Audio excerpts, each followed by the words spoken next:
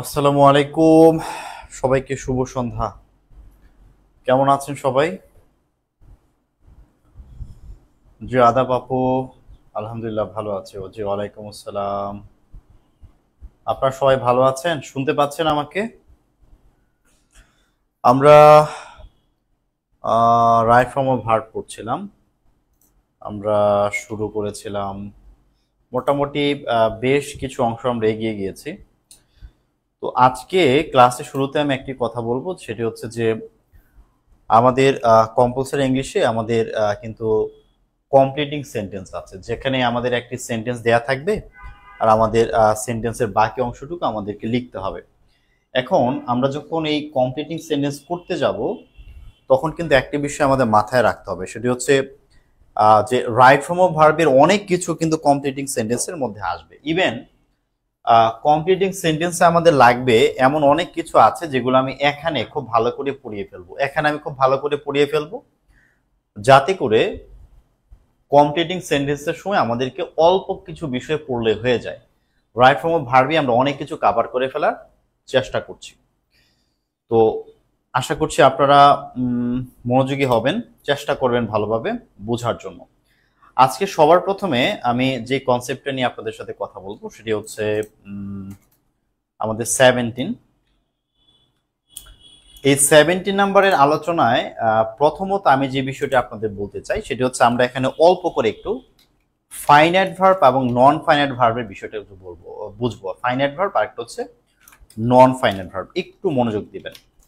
Finite verb এবং non finite verb কি, এগুলো নিয়ে আমাদের বহু আলোচনা হবে, আমরা বিভিন্ন সময় এগুলো নিয়ে আলোচনা করব।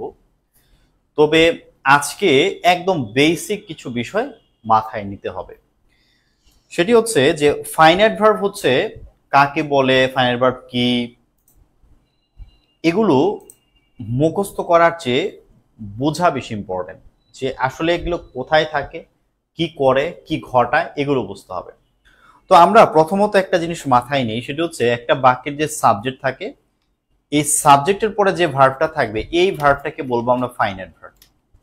এটিকে আমরা বলবো বাক্যের ফাইনাইট ভার্ব। এবং এই ফাইনাইট ভার্বের একটা গুরুত্বপূর্ণ বৈশিষ্ট্য আছে। এই ফাইনাইট ভার্বটা হয় ভার্ব 1 হয় অথবা ভার্ব 2 হয়। ফাইনাইট ভার্বটা হয় প্রেজেন্ট হয় অথবা পাস্ট হয়, অন্য কোনো ফর্ম হয় না। হয় প্রেজেন্ট হয় অথবা পাস্ট হয়, দুইটার যে কোনো একটা। ঠিক আছে? প্রথম যেই ভার্বটি থাকবে সেটি হবে আমাদের ফাইনাইট ভার্ব, সাবজেক্টের ঠিক পরে। যেমন আমি যদি লিখি যে আই নো দ্য ম্যান, আমি লোকটিকে চিনি। এখন খেয়াল করেন, এখানে সাবজেক্টের পরে নো আছে, এটা একটা ভার্ব 1। যেহেতু ভার্ব 1 সাবজেক্টের পরে আছে, এটাই হচ্ছে আমাদের ফাইনাইট ভার্ব। এবং ফাইনাইট ভার্বের আরেকটা গুরুত্বপূর্ণ বৈশিষ্ট্য হলো যে ফাইনাইট ভার্ব আপনাকে একটা জিনিস বলে দিবে। সেটা কি বলে দিবে? আপনাকে ফাইনাইট ভার্ব বলে দিবে বাক্যটা কোন টেন্সে আছে। আপনি দেখবেন যে বাক্যটা কি প্রেজেন্ট টেন্সে আছে নাকি পাস্ট টেন্সে আছে, এটি নির্ভর করে হচ্ছে এই ফাইনাইট ভার্বের উপর। যেমন এখানে ভার্ব 1 আছে, বুঝতে পারছি এটা প্রেজেন্ট টেন্স। আবার আমি যদি এখানে এই আই নো না লিখে যদি আমি নিউ লিখতাম, তাহলে আপনি বুঝতে পারতেন যেটা পাস্ট টেন্সে আছে। ঠিক একইভাবে আপনি দেখেন, যখন আমি লিখছি আই এম রিডিং আ বুক, আবার আমি যদি বলি যে আই ওয়াজ রিডিং আ বুক, ওকে, আমরা এটা বুঝলাম যে এটি হচ্ছে আমাদের প্রেজেন্ট কন্টিনিউয়াস। এম ইজ এর পরে ভার্বের সাথে আইএনজি আছে, প্রেজেন্ট কন্টিনিউয়াস। এখানে ওয়াজ এর পরে ভার্বের সাথে আইএনজি, তাহলে পাস্ট কন্টিনিউয়াস। দেখেন এই এম বলে দিচ্ছে এটা প্রেজেন্ট কন্টিনিউয়াস, প্রেজেন্ট বলে দিচ্ছে। ওয়াজ আছে, ওয়াজ বলে দিচ্ছে এটা পাস্ট কন্টিনিউয়াস, এটা বলে দিচ্ছে। তো যখন বাকি কয়েকটা ভার্ব থাকবে তখনও মনে রাখবেন শুধুমাত্র প্রথম ভার্বটি হচ্ছে ফাইনাইট ভার্ব। এই প্রথম ভার্বটি হবে ফাইনাইট ভার্ব, আর যে অন্যান্য যে ভার্বগুলি থাকবে সব হবে নন ফাইনাইট ভার্ব। সবসময় সাবজেক্টের পরের ভার্বটা ফাইনাইট ভার্বটা হয় ভার্ব 1 বা ভার্ব 2 হয়। ফাইনাইট ভার্ব বাক্যটা কি প্রেজেন্ট টেন্স নাকি পাস্ট টেন্স এটি আমাদের বলে দেয়। ফাইনাইট ভার্বের কাজই হচ্ছে এগুলো। ঠিক আছে? ফাইনাইট ভার্ব এইভাবে আমাদেরকে হেল্প করবে। এখন আসে নন ফাইনাইট ভার্ব কি। দেখেন নন ফাইনাইট ভার্ব হচ্ছে যে এই নন ফাইনাইট ভার্বগুলো, এগুলো কখনো বাক্যের টেন্স আপনাকে বোঝাতে পারবে না, সে নিজে নিজে আপনাকে টেন্স বোঝাতে পারবে না। হ্যাঁ, নন ফাইনাইট ভার্ব একটা টেন্স গঠনে হেল্প করতে পারে, কিন্তু নন ফাইনাইট ভার্ব সে নিজে কখনো টেন্স হয় না। যেমন আমরা যদি এই দুইটা ভার্বের মধ্যে দেখি যে এখানে এম আছে, এটা একটা ফাইনাইট ভার্ব, প্রথম ভার্বটা ফাইনাইট আর পরে একটা নন ফাইনাইট, এখানে নন ফাইনাইট ভার্বের সাথে আইএনজি আছে। আমি যদি শুধু রিডিং বলি এটা কোন টেন্স, আপনি বলতে পারবেন না। শুধু রিডিং কোনো টেন্স হয় না। রিডিং এর আগে যদি এরকম একটা ফাইনাইট ভার্ব থাকে তখন সে একটা টেন্স গঠন করতে পারে, তখন সে একটা টেন্স হবে, প্রেজেন্ট কন্টিনিউয়াস টেন্স হবে বা পাস্ট কন্টিনিউয়াস টেন্স হবে। অর্থাৎ নন ফাইনাইট ভার্বের আগে যখন আরেকটা ফাইনাইট ভার্ব থাকবে তখন সে একটা কি করবে, টেন্স গঠন করবে, একটা টেন্স গঠন করবে। বাট নন ফাইনাইট ভার্ব একা একা কোনো টেন্স গঠন করতে পারে না। যেমন আমি আপনাদেরকে আরেকটা বাক্য দেখাই। ধরেন আমি লিখলাম যে রিডিং নিউজ পেপার, যে খবরের কাগজ পড়ে, হি ওয়েন্ট আউটসাইড, তিনি বাইরে চলে গেলেন। খবরের কাগজ পড়ে তিনি বাইরে চলে গেলেন, খবরের কাগজ পড়েছেন তারপরে বাইরে গিয়েছেন। এই সেন্টেন্সের মধ্যে যদি আপনি খেয়াল করেন যে এখানে রিড এর সাথে আইএনজি আছে, রিডিং। এখন যদি আমি বলি এটা কোন টেন্স, এইটা একটা নন ফাইনাইট ভার্ব, এবং দেখেন এইটার উপরে বাক্যের কোনো টেন্স নির্ভর করছে না, এটি দেখে আপনি কোনো টেন্স বলতেও পারবেন না, এটা নন ফাইনাইট ভার্ব। এই বাক্যের সাবজেক্ট হচ্ছে হি এবং এই ওয়েন্ট, ওয়েন্ট হচ্ছে একটা verb two, subject plus verb two মানে পাস্ট ইনডিফিনিট। দেখেন এই ওয়েন্ট ভার্বটা এই বাক্যের কোন টেন্স আছে সেটা বলে দিচ্ছে, এবং ভার্ব টু, সুতরাং এইটা হচ্ছে আমাদের ফাইনাইট ভার্ব। তো নন ফাইনাইট ভার্ব বাক্যের শুরুর দিকেও থাকতে পারে, শেষের দিকেও থাকতে পারে, কোনো প্রবলেম নাই। বাট ফাইনাইট ভার্ব অলওয়েজ সাবজেক্টের ঠিক পরে বসবে, ঠিক সাবজেক্টের পরে ফাইনাইট ভার্বটি থাকবে, এইটা আমরা সবসময় হতে দেখব। আমাকে একটু বলবেন যে এই আলোচনায় আপনাদের কোনো কনফিউশন আছে কিনা, যে finite verb non finite verb নিয়ে কোনো কনফিউশন আছে কিনা। দেখেন নন ফাইনাইট ভার্ব আপনি চিনবেন কিভাবে, নন ফাইনাইট ভার্ব চিনার উপায় আছে। নন ফাইনাইট ভার্ব, প্রথম কথা হচ্ছে নন ফাইনাইট ভার্ব বসার ক্ষেত্রে কিছু জিনিস মেইনটেইন করে। প্রথমত হচ্ছে যে কোনো ভার্বের সাথে যদি আইএনজি থাকে সেটি অবশ্যই নন ফাইনাইট ভার্ব হবে, প্রথম কথা। যদি কোনো ভার্বের সাথে আইএনজি থাকে সেটা নন ফাইনাইট ভার্ব হবে। দ্বিতীয় কথা হচ্ছে ভার্ব থ্রি, বাক্যের মধ্যে যত প্রকারের ভার্ব থ্রি বসবে, অর্থাৎ ভার্ব থ্রি বলতে আমি বোঝাচ্ছি ভার্বের পাস্ট পার্টিসিপল ফর্ম, যত ভার্বের পাস্ট পার্টিসিপল ফর্ম আছে সব হবে নন ফাইনাইট ভার্ব। আরেকটা বিষয় হচ্ছে যে টু প্লাস হচ্ছে verb one, two plus verb one, যখনই দেখবেন আপনি কোনো ভার্বের আগে টু বসছে আপনি বুঝে নেবেন ওই টু প্লাস ভার্ব ওয়ান এটা একটা নন ফাইনাইট ভার্ব। আবার কিছু সময় দেখা যায় যে এই টু প্লাস ভার্ব ওয়ানই সেখানে থাকার কথা, কিন্তু কোনো একটা কারণে এই টু ওখানে হিডেন অবস্থায় থাকে, অর্থাৎ টু ওখানে লুকিয়ে থাকে। টু আছে আমরা বুঝি, কিন্তু টু লুকিয়ে আছে, টু লুকিয়ে থাকে, তখন এটাকে আমরা নন ফাইনাইট ভার্ব বলি। ঠিক আছে, টু লুকিয়ে থাকতে পারে। যেমন আপনি দেখেন, ধরুন আমরা লিখি যে আই ক্যান সুইম, আসলে এই বাক্যটা এরকম না, এই বাক্যটা হওয়ার কথা ছিল আই ক্যান টু সুইম, বাক্যটা এমন হওয়ার কথা ছিল যে আমি সাঁতার কাটতে পারি, আই ক্যান টু সুইম, এইভাবে হওয়ার কথা ছিল। কিন্তু এই জায়গাতে যতগুলো মোডাল অক্সিলারি ভার্ব আছে আমাদের, ক্যান, কুড, শেল, শুড, যতগুলো মোডাল অক্সিলারি আছে, এই প্রত্যেকটা মোডাল অক্সিলারি আগে এখানে একটা টু লুকিয়ে আছে। টু এখানে বসার কথা কিন্তু টু এখানে বসে নাই, টুটাকে লুকিয়ে রাখা হয়েছে, হিডেন রাখা হয়েছে, হচ্ছে আই ক্যান সুইম। এই সেন্টেন্সের মধ্যে ক্যান হচ্ছে একটা ভার্ব ওয়ান, এটা একটা ফাইনাইট ভার্ব, আর সুইম এখানে হচ্ছে একটা নন ফাইনাইট ভার্ব, কারণ সুইমের আগে একটা মনে মনে টু আছে, নন ফাইনাইট ভার্ব। একটা সেন্টেন্সে শুধু প্রথমটা ফাইনাইট হয়, এই জন্য ক্যানটা ফাইনাইট আর সুইমটা হচ্ছে নন ফাইনাইট ভার্ব। ঠিক আছে, এখানে টু লুকিয়ে আছে। তো এই টু কেন লুকিয়ে আছে, কেন এরকম টু লিখি নাই, মোডালগুলির ক্ষেত্রে সবসময় টুটা লুকিয়ে থাকে এটা জানেন। আরো কিছু জায়গাতে আমরা শিখবো যে কিভাবে টুটাকে হিডেন রাখতে হয় বা কেন রাখি বা কিভাবে রাখি, এগুলো আমরা পর্যায়ক্রমে শিখবো, অসুবিধা নেই। তাহলে আমি এই পর্যন্ত যে আলোচনা করলাম এই আলোচনাগুলোতে আমি শুধু দুইটা জিনিস বুঝাতে চেয়েছি, যে ফাইনাইট ভার্ব সাবজেক্টের পরে বসবে, সাবজেক্টের পরে অনেকগুলো ভার্ব থাকতে পারে, বাট প্রথমটা ফাইনাইট, বাকি সব non finite. Non finite verb বাক্যে শুরুর দিকেও বসতে পারে, শেষ দিকে না রেখে চাইলে আমি শুরুর দিকেও রাখতে পারি, এটা আমার ইচ্ছে, শুরুতেও রাখতে পারি শেষেও রাখতে পারি, আমার ইচ্ছে। তো পরীক্ষাতে আমাদের যে জিনিসটা বেশি লাগবে কম্পালসারি ইংলিশে রাইট ফর্ম অফ ভার্বে, যে প্রশ্নটা বেশি আসতে দেখা যায় সেটি হচ্ছে যে আপনাকে কিছু সেন্টেন্স দিয়ে দিবে, কিছু সেন্টেন্স দিয়ে দিবে, আপনি খেয়াল করেন সাবজেক্টের পরে ভার্ব দিয়ে দিবে, এবং তারপরে যেটা করবে বাকি অংশে আপনাকে কোন একটা শূন্যস্থান দিয়ে দিবে। আবার এমন করতে পারে যে প্রথমে শূন্যস্থান দিল, তারপরে হচ্ছে আপনাকে সাবজেক্ট প্লাস একটা ভার্ব দিয়ে দিল, এবং আপনাকে কি করতে হবে, এই শূন্যস্থানে একটা ভার্ব বসাতে হবে অথবা এই শূন্যস্থানে একটা ভার্ব বসাতে হবে। কখন আপনি কোনটি লিখবেন এটি হচ্ছে সিদ্ধান্ত নেওয়ার বিষয়। যেমন আমি একটা প্রশ্ন লিখে দিই প্রথমে, তাহলে আপনি বুঝবেন। ধরেন একটা প্রশ্ন দিল আমাকে এরকমের যে আই ওয়ান্ট ড্যাশ, এখানে আমাদের একটা ভার্ব লিখতে হবে, এখানে আমাকে ধরেন গো ভার্বটা আমাকে বসাইতে হবে, ঠিক আছে। আবার আমাকে ধরেন আরেকটা বাক্য দিতে পারে এরকমের, ধরেন আরেকটা বাক্য দিল যে শূন্যস্থান, এই শূন্যস্থানে দেওয়ার পরে দেখো দেয়ার আই মেট হার, এখানে আমাকে গো লিখতে হবে। আমাকে এরকমের দুইটা প্রশ্ন আমাকে দিল, একটা শেষের দিকে শূন্যস্থান আছে, একটা শুরুর দিকে শূন্যস্থান আছে। আমি এখন কি করব? যদি আপনি খুব মনোযোগ দেন, খেয়াল করেন যে আমরা দেখছি যে এখানে সাবজেক্টের পরে একটা ভার্ব আছে, তার মানে এইটা আমার ফাইনাইট ভার্ব, এইটা আমার নন ফাইনাইট ভার্ব হবে। ভাই নন ফাইনাইট ভার্ব বসার ওয়ে কি কি আছে, যে আমাকে হয় আমাকে আইএনজি দিতে হবে, অথবা আমাকে টু প্লাস ভার্ব ওয়ান দিতে হবে, অথবা আমাকে ভার্ব থ্রি দিতে হবে। তিনটার যে কোনো একটা। নন ফাইনাইট ভার্ব গুলো এই তিন ভাবের যে কোনো একভাবে বসে, আবার মাঝে মাঝে টুটা হিডেন থাকতে পারে, এবং চার রকম হইতে পারে, চার রকমের যে কোনো একরকম হবে। তো আপাতত আমরা এই ভার্ব থ্রিটাকে বাদ দিচ্ছি। ভার্ব থ্রিটা আমরা কখন দিব, এটা যখন আমি আপনাদেরকে ভয়েস চেঞ্জিং শেখাবো বা সামনে যখন একটু যাব, তখন আপনি ধরতে পারবেন যে ভার্ব থ্রিটা কখন হয়। নর্মালি আপনি ধরতে পারবেন। আপাতত ভার্ব থ্রি নিয়ে আমরা কথা বলছি না, আমরা এখন শিখছি ভার্বের সাথে আইএনজি আমি কখন দিব আর টু প্লাস ভার্ব ওয়ান আমি কখন দিব। এই দুইটার মধ্যে কখন কোনটা ব্যবহার করতে হবে এটা আমাকে বেশি ভালো করে বুঝতে হবে। ভার্ব থ্রিটা পরে ক্লিয়ার করে দিব। দেখেন এই জায়গাতে আপনি যখনই দেখবেন যে ফাইনাইট ভার্ব আছে, এরপর আপনাকে ভার্ব বসাইতে হবে, আপনি জানবেন যে আপনার হাতে দুইটা অপশন আছে, হয় ভার্বের সাথে আইএনজি দিতে হবে অথবা টু প্লাস ভার্ব ওয়ান দিতে হবে। দুইটার যে কোনো একটা, অন্য কিছু আপনি করতে পারবেন না। আপনাকে দুইটার যে কোনো একটা করতে হবে, কিন্তু আপনি কোনটা করবেন এটা হচ্ছে সিদ্ধান্ত নেওয়ার বিষয়। এবার একটু বুঝেন আমি কি বলি।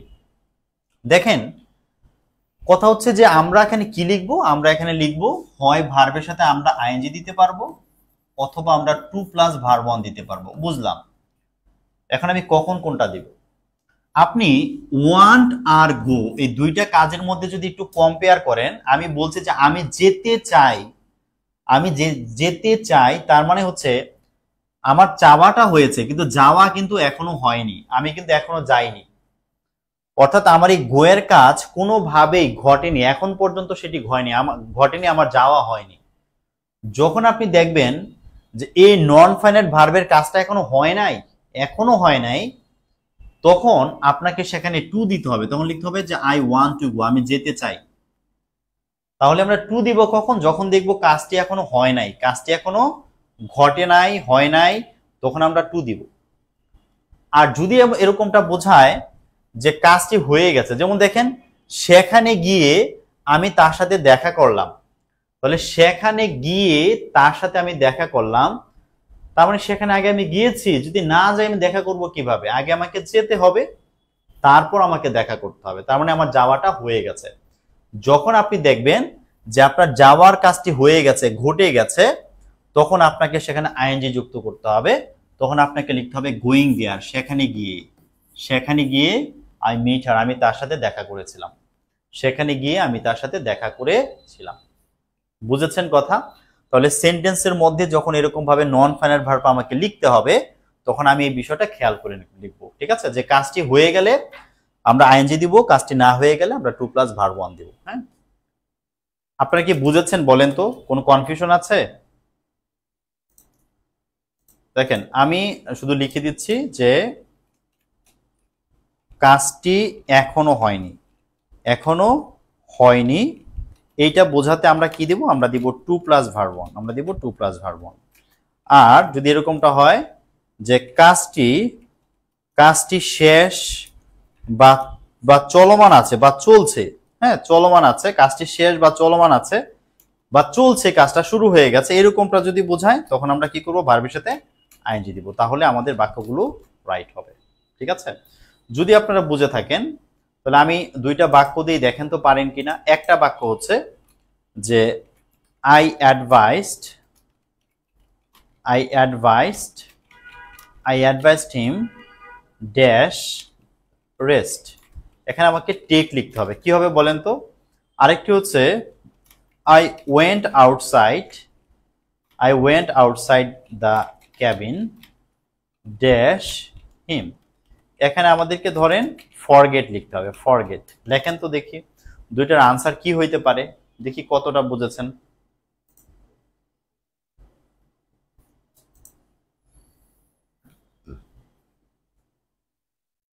কি হতে পারে answer?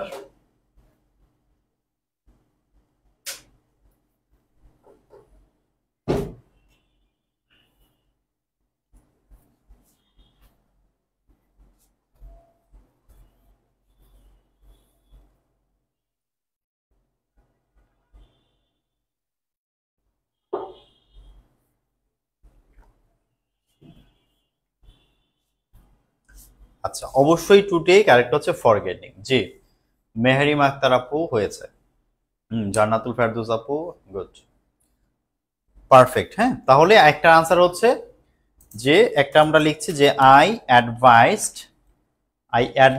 him to take rest. আমি তাকে বিশ্রাম নিতে উপদেশ দিলাম। ভাই উপদেশ, সে তো বিশ্রাম এখনো নেয় নাই, শুধু উপদেশ দিয়েছে, এখনো সে নেয় নাই।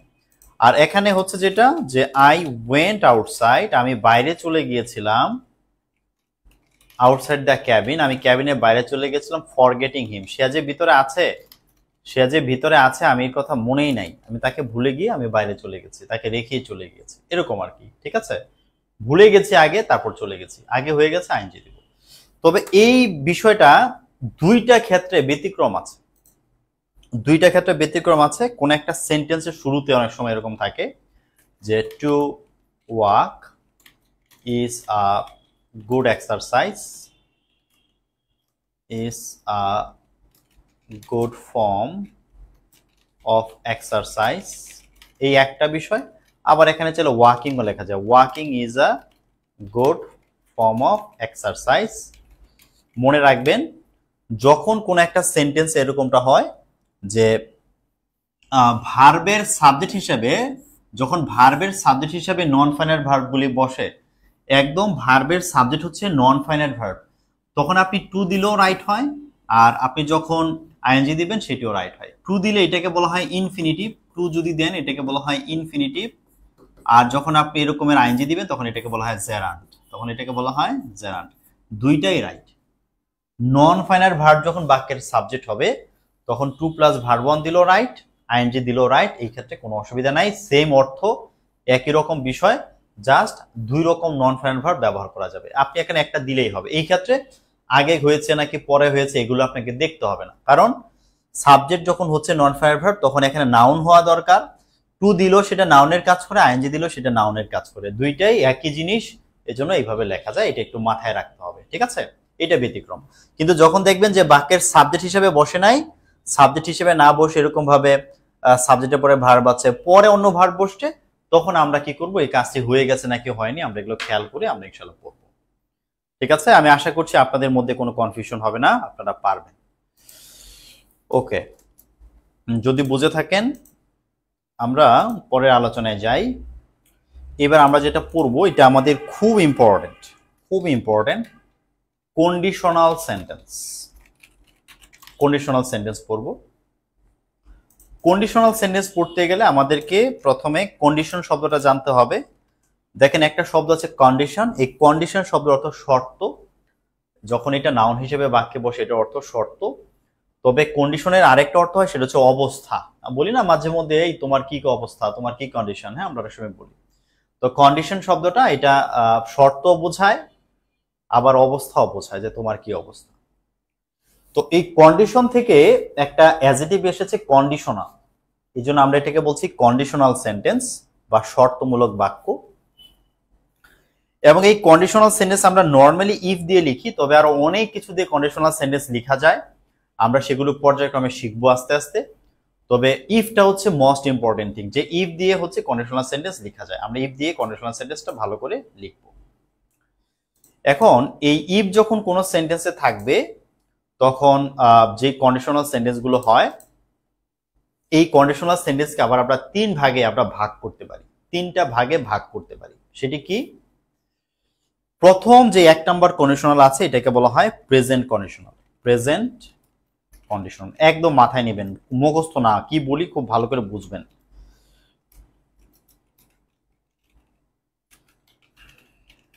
একটা হচ্ছে প্রেজেন্ট কন্ডিশনাল সেন্টেন্স, হ্যাঁ। আচ্ছা আমি সেন্টেন্স না লিখি, শুধু প্রেজেন্ট কন্ডিশনাল লিখলে বোঝা যাবে, অসুবিধা নেই। এখানে না আসলে কি ঘটে, এখানে যে বিষয়টা ঘটে যদি আপনি খেয়াল করেন, সবার প্রথমে, একদম সবার প্রথমে হচ্ছে একটা ইফ থাকবে, সবার প্রথমে একটা ইফ লিখতে হবে, হ্যাঁ।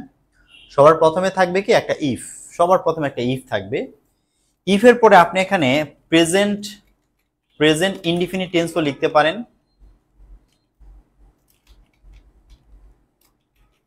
আবার আপনি যদি চান এখানে আপনি প্রেজেন্ট পারফেক্ট লিখবেন, আপনি সেটাও লিখতে পারবেন। কিন্তু পরের অংশটা অবশ্যই ফিউচার ইনডিফিনিট হবে, ফিউচার ইনডিফিনিট হবে, ঠিক আছে। পরের অংশটাতে অবশ্যই আপনাকে ফিউচার ইনডিফিনিট রাখতে হবে। যদি আপনি ফিউচার ইনডিফিনিট না রাখেন তাহলে আপনার সেই বাক্যটা কি হবে না, রাইট হবে না, ঠিক আছে। পরের অংশটা ফিউচার ইনডিফিনিট হতে হবে।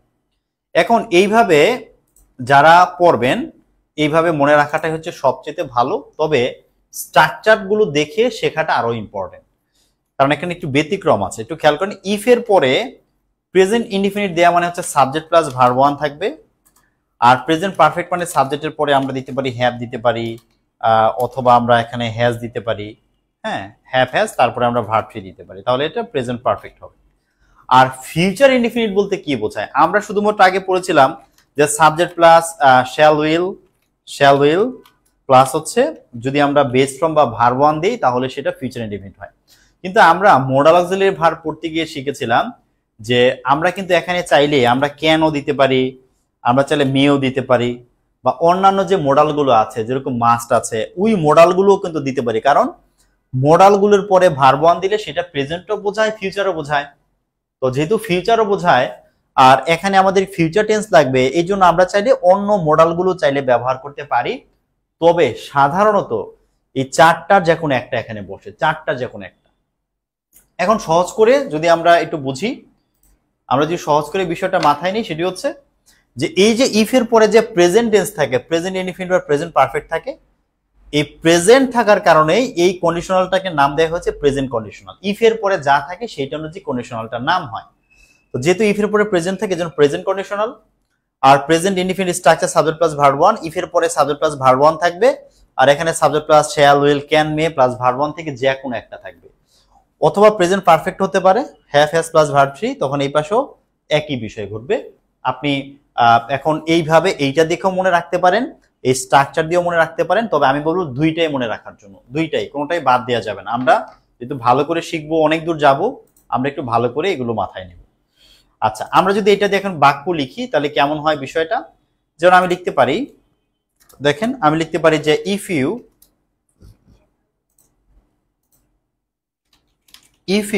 ওয়ার্ক হার্ড, যদি তুমি কঠোর পরিশ্রম করো, দেখেন সাবজেক্ট প্লাস ভার্ব ওয়ান আছে work, if you work hard, যদি তুমি কঠোর পরিশ্রম করো, you will shine in life, তুমি জীবনে উন্নতি করবে, ফিউচার লিখেছে। দেখেন ই প্লাস এখানে subject plus verb one present, আর subject plus shall will plus verb one future. আমি কি করেছি, ম্যাচ করেছি, আমাকে ম্যাচ করে লিখতে হবে। আমি লিখতে পারি যে ইফ ইউ গো দেয়ার, যদি তুমি সেখানে যাও, আই উইল পানিশ ইউ, আমি তোমাকে শাস্তি দিব, আই উইল পানিশ ইউ, আমি তোমাকে শাস্তি দিব, if you go there I will punish you, আমি তোমাকে শাস্তি দিব। তো এরকম আর কি, ই প্লাস প্রেজেন্ট প্লাস ফিউচার হবে অলওয়েজ, এটা হচ্ছে আমাদের প্রেজেন্ট কন্ডিশনাল। একটা গেল, হ্যাঁ, আশা করছি এখানে আপনাদের বুঝতে কোনো প্রবলেম নাই।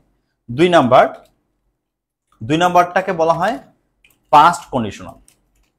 তো এই পাস্ট কন্ডিশনাল দিয়ে একটা জিনিস কিন্তু এতক্ষণ আপনাদের বুঝে যাওয়ার কথা, যে যেহেতু নাম হচ্ছে পাস্ট কন্ডিশনাল, তার মানে এখানে পাস্টের একটা খেলা আছে, পাস্টের খেলাটা কি, যে এখানে এই ইফের পরে অবশ্যই এখানে যেটা থাকবে সেটা হচ্ছে পাস্ট ইনডিফিনিট থাকবে ভাই। যেহেতু আমরা যেহেতু এটাকে বলেছি পাস্ট কন্ডিশনাল, তার মানে এখানে পাস্ট ইনডিফিনিট থাকবে। এবং পরবর্তী অংশটাতে কি হবে, পরবর্তী অংশটাকে আমরা বলছি পাস্ট কন্ডিশনাল। এই অংশটাকে আমরা বলছি পাস্ট কন্ডিশনাল, কারণ এখানে কোনো টেন্সের সাথে মিলছে না বলে আমরা এটাকে একটা নাম দিলাম পাস্ট কন্ডিশনাল। বিষয়টা কি আসলে আমি একটু বুঝাই দেই, তাহলে মাথায় থাকবে, কোনো অসুবিধা নাই। দেখেন এখানে প্রথমে ইফ থাকবে, ইফ এর পরে আমরা সাবজেক্ট প্লাস ভার্ব টু লিখবো, যেহেতু পাস্ট ইনডিফিনিট বলছে সাবজেক্ট প্লাস ভার্ব টু থাকবে। পরবর্তীতে কি ঘটবে, এই পাশ যেহেতু পাস্ট আছে এই পাশও পাস্ট হইতে হবে, তাহলে আমাদের মানে বিষয়টা এমন হওয়া উচিত যে সাবজেক্টের পরে আমরা ওই শ্যাল, আমরা ওই উইল, আমরা ওই ক্যান, আমরা ওই মাইট লিখে তারপর আমরা কি করব, সরি আমরা এখানে মে লিখে তারপর আমাদেরকে এখানে ভার্ব টু লেখার কথা, ভার্ব টু লেখার কথা, যে এই পাশে যেহেতু ভার্ব টু আছে তাহলে ওই পাশেও আমাকে ভার্ব টু লিখতে হবে, এইটা আমাদের লেখা উচিত, এইভাবে করা উচিত, তাই না? কারণ আমরা শিখেছিলাম এক পাশ যদি পাস্ট হয় আরেক পাশও পাস্ট হবে, এক পাশ পাস্ট হলে আরেক পাশও পাস্ট হয়। তো এই পাশে যেহেতু পাস্ট আছে তাহলে এই পাশে আমাদের পাস্ট করতে গিয়ে আমাদের ভার্ব টু লিখতে হবে, কিন্তু এইটা একেবারেই করা যাবে না, করা যাবে না। কেন করা যাবে না? কারণ আমরা জানি যে মডালগুলো আছে, একটু একটু আগে আপনাদেরকে শিখালাম যে যত মডাল আছে এই মডালগুলোর পরে আমরা কি করি, আমরা ভার্বের বেস ফর্ম দেই, বেস ফর্ম দেই, এবং গুরুত্বপূর্ণ কথা হচ্ছে এটার সামনে একটা টু এখানে হিডেন অবস্থায় থাকে বা লুকিয়ে থাকে, এখানে লুকিয়ে আছে টু, এবং এই টু এর পরে বেস ফর্ম বসে। এইটাকে আমরা সংক্ষেপে পড়ি যে মডালের পরে বেস ফর্ম বসে, মডাল অক্সিলারি ভার্বের পরে বেস ফর্ম বসবে। তার মানে এই মডালগুলোর পরে আমি কিন্তু ভার্ব টু লিখতে পারবো না ভাই, লিখলে ভুল হবে। কিন্তু আমাকে তো এই অংশটাকে, আমার এই অংশটাকে তো আমাকে পাস করতেই হবে, করতে হবে না? তাহলে আমি কি করব? তখন করার উপায় একটাই আছে, সেটা হচ্ছে যে ঠিক আছে আমি যদি ভার্বটাকে পাস করতে না পারি তাহলে আমি এই মোডালগুলোকে পাস করে দেব, মোডালগুলোকে আমি কি করে দেব, পাস করে দেব। তখন আমি যেটা করব, আমি এখানে শ্যাল না লিখে, আমি এখানে শ্যাল না লিখে আমরা কি লিখবো, আমরা শ্যালের জায়গায় লিখবো, আমরা শ্যালের জায়গায় লিখবো শুড, আমরা উইলের জায়গায় লিখবো উড, আমরা ক্যানের জায়গায় লিখবো কুড, এবং মেয়ের জায়গায় লিখবো মাইট। আর এগুলোর পরে বসে কি ভার্বের বেস ফর্ম, এই জন্য আমরা এটাকে ভার্ব ওয়ান করে দেব, বেস ফর্ম লিখে দিলাম। তাহলে এখন দেখেন এখন কিন্তু আমাদের এখানে কোনো প্রবলেম থাকছে না, এখন কিন্তু সবকিছু ম্যাচ আছে, হ্যাঁ সবকিছু পারফেক্ট।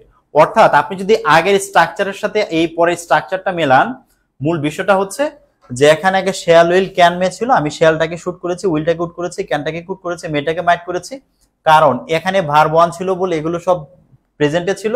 আর এখানে যখন আমি এটাকে ভার্ব টু করে দিলাম, এই পাশে মডালগুলোকে আমি পাস করে দিচ্ছি, আর আমি কিছুই করি নাই, আর কোনো চেঞ্জ নাই, ঠিক আছে? মেহেরিমা আপু ইফ ছাড়াও হয় পরে পাবেন, হ্যাঁ ইফ ছাড়াও হবে। আচ্ছা এখন দেখেন আমরা যদি একটা বাক্য লিখে এটা দিয়ে আমরা কি লিখতে পারি, আপনাদের কি বুঝতে অসুবিধা হচ্ছে? বুঝতে অসুবিধা হলে কিন্তু বলবেন। যেমন আমি লিখতে পারি যে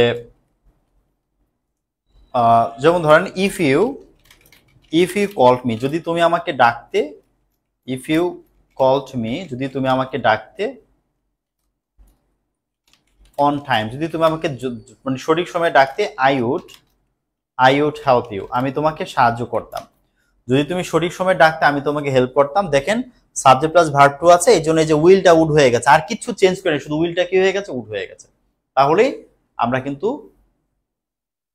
বাক্যটি লিখে ফেললাম আর পারবো ইনশাল্লাহ। হ্যাঁ পরীক্ষাতে যদি আসে ঠিক এইভাবে চিন্তা করে দিতে হবে, যেই পাশে ভার্ব ওয়ান থাকলে ক্যান কুড মানে shall will can May, pass থাকলে তখন শুড উড কুড মাইট, ব্যাস দেখবেন দুইটা কন্ডিশনালে কখনোই ভুল হবে না, একদম পারফেক্টলি আপনি লিখতে পারবেন। এরপর আসেন আমরা পরেরটাতে যাই, সেটা হচ্ছে কন্ডিশনাল থ্রি, 3 নাম্বার যেটাতে আছে আমরা কন্ডিশনালে, এইটার একটা নাম আছে, এটাকে বলা হয় perfect conditional. Perfect conditional, perfect conditional কখন হবে দেখেন, আমি যদি এইটাকে একটু কপি করে আনি তাড়াতাড়ি হবে। একটু খেয়াল করবেন যে যখন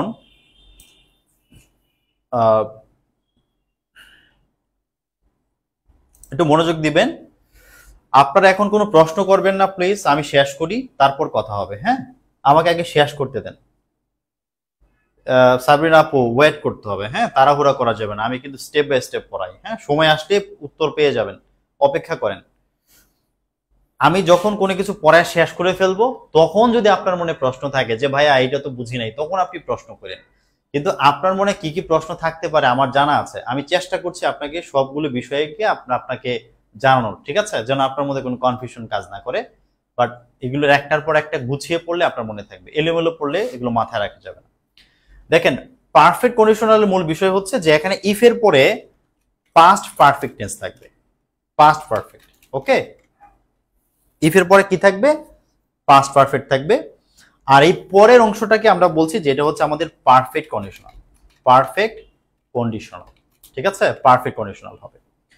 এখন পাস্ট পারফেক্টের স্ট্রাকচার আমরা পড়েছিলাম যে সাবজেক্টের পরে যদি হ্যাড প্লাস যদি ভার্ব থ্রি থাকে, subject plus had plus verb three আছে, এটা হচ্ছে আমাদের পারফেক্ট, পাস্ট পারফেক্ট টেন্স। ভাই এই পাশে যেহেতু পারফেক্ট হয়েছে, এই পাশটাও পারফেক্ট হইতে হবে।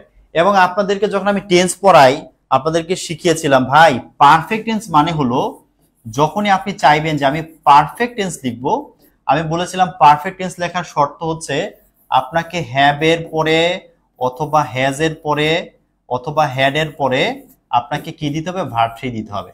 কেবল তখনই সেটা পারফেক্ট টেন্স হবে। এই যে এখানে হ্যাড এর পরে ভার্ব থ্রি আছে, এটা হচ্ছে পারফেক্ট টেন্স হয়েছে। এখন এই পাশের অংশটাকে বলছি আমরা পারফেক্ট কন্ডিশনাল। এখানেও তাহলে আমাকে একটা হ্যাড প্লাস ভার্ব থ্রি লিখতে হবে, এই পাশে আমাকে হ্যাড প্লাস ভার্ব থ্রি লিখতে হবে। এই পাশে যেরকম ওই পাশে এরকম হয়, হ্যাড প্লাস ভার্ব থ্রি লিখতে হবে। এখন এটা আমি কিভাবে করব? হ্যাঁ, আমরা এই প্রথমটাতে দেখেছি, দেখেন প্রথমটাতে দেখেছি যখন ভার্ব ওয়ান থাকে এখানেও সাবজেক্টের পরে শেয়াল উইল ক্যান মে কিন্তু ভার্ব ওয়ান, এগুলো কিন্তু ফাইনাইট ভার্ব, এগুলো ভার্ব ওয়ান আছে। এখানে সাবজেক্টের পরে ভার্ব ওয়ান, এখানেও সাবজেক্টের পরে ভার্ব ওয়ান থাকবে। আমরা 2 নাম্বারটাতে দেখলাম যে এখানে সাবজেক্টের পরে হচ্ছে ভার্ব টু ফাইনাইট ভার্ব, এখনো সাবজেক্টের পরে শুড উড কুড মাইট মানে ফাইনাইট ভার্বটা ভার্ব টু, আর ভার্ব ওয়ান তো ওখানে নন ফাইনাইট, তো ওইটার সাথে কোনো এখানে টেন্সের কোনো রিলেশন নাই। এখানে যেটা ঘটছে এখানেও আমাকে হ্যাড প্লাস ভার্ব থ্রি আছে, তার মানে এই পাশে আমাকে হ্যাড প্লাস ভার্ব থ্রি করতে হবে। আমি কিভাবে করব? দেখেন এটা করার সিস্টেমটা হচ্ছে যে প্রথমত আপনি সাবজেক্ট লিখবেন, লেখার পরে আপনি পাস্টের জন্য আপনাকে শুড, তারপরে উড, তারপরে হচ্ছে আপনার কুড, তারপর হচ্ছে মাইট, যে মডাল চারটা আমরা লিখেছিলাম can could shall should will would, আমরা এগুলো সবগুলো লিখে ফেলবো, যে চারটা মডাল ছিল লিখে ফেলবো। লেখার পরে এখন আমি কি করব? হ্যাড প্লাস ভার্ব থ্রি লিখে দেব, হ্যাড প্লাস ভার্ব থ্রি লিখবো, হ্যাড প্লাস হচ্ছে ভার্ব থ্রি আমি লিখবো। কিন্তু আমি জানি যে আমি এখানে চাইলেও হ্যাড লিখতে পারবো না। কেন পারবো না? কারণ আমরা শিখছিলাম মডাল গুলোর পরে আমাদের বেস ফর্ম দিতে হয়, মডাল গুলোর পরে আমি হ্যাড লিখতে পারবো না, হ্যাড একটা পাস ফর্ম, হ্যাড লেখা পসিবল না। এই কারণে আমি জাস্ট এখানে হ্যাডটা না লিখে যেহেতু মডালের পরে হ্যাড লেখা যায় না, এই জন্য হ্যাডটাকে শুধু হ্যাভ করে দিচ্ছি। ভাইরে ওখানে হ্যাভ লেখা যেই কথা, হ্যাড লেখা একই কথা। হ্যাড হ্যাভ এর ক্ষেত্রে কোনো প্রবলেম নাই, প্রবলেমটা হচ্ছে শুধুমাত্র একটা জায়গাতে, সেটা হচ্ছে এগুলো মডালের পরে হ্যাড লেখা যাবে না বলে হ্যাভ করে দিচ্ছি। মিনিং এর ক্ষেত্রে কোনো প্রবলেম নাই, কারণ এই শুড উড কুড মাইটি এই বাক্যটাকে পাস্ট করে ফেলেছে, আমাকে হ্যাড দিয়ে আবার এটাকে পাস্ট করার দরকার নাই। একটা সেন্টেন্সে কখনো এক কাজ দুইবার হয় না। ধরেন আপনি কোন একটা জায়গাতে আপনি একটা ভার্ব টু লিখেছেন, দেখবেন আর ভার্ব টু বসানো যাবে না। আপনি একটা জায়গাতে ডাজ লিখেছেন, ডাজ মানে ভার্বের সাথে অ্যাজ বাই অ্যাজ দিয়েছেন, এরপরে আপনি আবার ভার্বের সাথে অ্যাজ বাই অ্যাজ দিতে পারবেন না। ইংলিশে একই কাজ দুইবার করা যায় না, একটা সেন্টেন্সে একই কাজ দুইবার করা যায় না, এটা একটা বৈশিষ্ট্য ইংলিশ সেন্টেন্সের। যেহেতু এখানে ভার্ব টু আমি লিখেছি, তাহলে এখানে আর আমি ভার্ব টু লিখতে পারবো না, বেস ফর্ম লিখে দিলাম। কারণ আমরা শিখছি না মডাল গুলোর পরে একটা টু হিডেন থাকে, যদি টু আমি লিখি, টু এর পরে আমাকে বেস ফর্ম লিখতে হবে, টু এর পরে বেস ফর্ম বসে, এই জন্য আমাকে হ্যাভ লিখতে হবে। আমি আশা করছি মাথায় একদম কথা ঢুকেছে। হ্যাঁ, কোনো প্রবলেম আছে বলেন? তিনটা জিনিস, সাবজেক্ট প্লাস ভার্ব ওয়ান থাকলে shall will can may verb one, subject plus verb two থাকলে ওখানে শ্যালটা শুড, উইলটা উড, ক্যানটা কুড, মেটা মাইট, আর হচ্ছে বেস ফর্ম। আর subject plus had plus verb three থাকলে ওই যে শুড উড কুড মাইট সব পাস্টের জন্য ঠিক থাকবে, হ্যাডটা হ্যাভ হয়ে যাবে আর ভার্ব থ্রি, ব্যাস একদম মাথায় জগজগ, কোনো মুখস্থ না, কোনো কিছু মুখস্থ না, জাস্ট মিলিয়ে মিলিয়ে পড়বো। বলেন তো তিনটে স্ট্রাকচার কি মুখস্থ হয়েছে ভালো করে, মাথায় ঢুকেছে? বলেন। যদি আপনারা বুঝে থাকেন তাহলে এই এখান থেকে আরো নতুন কিছু কথা আসবে, বুঝেছেন কিনা একটু বলবেন। যেমন দেখেন আমি একটা বাক্য লিখে দেখাই, যেমন আমি লিখতে পারি যে if I had known it, যদি আমি এটা জানতাম, I would have told you, আমি তাহলে তোমাকে এটা বলতাম। যদি আমি এটা জানতাম আমি তোমাকে এটা বলতাম, ঠিক আছে? আমি জানি নাই, আমি তোমাকে বলি নাই। ওকে, তাহলে এই পাশে হ্যাড প্লাস ভার্ব থ্রি আছে, এজন্য would have plus verb three হয়েছে, ওই পাস্টের জন্য উড বসেছে, আর ওই যে have plus verb three, had plus ভার্বটি হওয়ার কথা, সেই হ্যাডটাকে হ্যাভ করে দিয়েছে, শুধু এইটাই ডিফারেন্স, আর কিছু না। ভাই আমি এতগুলো কথা বলে বুঝাইছি শুধু একটা কারণে, যেন মুখস্থ করতে না হয়। হ্যাঁ, মুখস্থ করলে পরীক্ষাতে কনফিউজড হয়ে যাবে। ওকে, ঠিক আছে, বুঝেছেন সবাই? আচ্ছা, যদি এই অংশটা বুঝে থাকেন তাহলে এইবার আমি একটা গুরুত্বপূর্ণ কথা বলছি, একটু মনোযোগ দিবেন। সেটা হচ্ছে যে খেয়াল করবেন,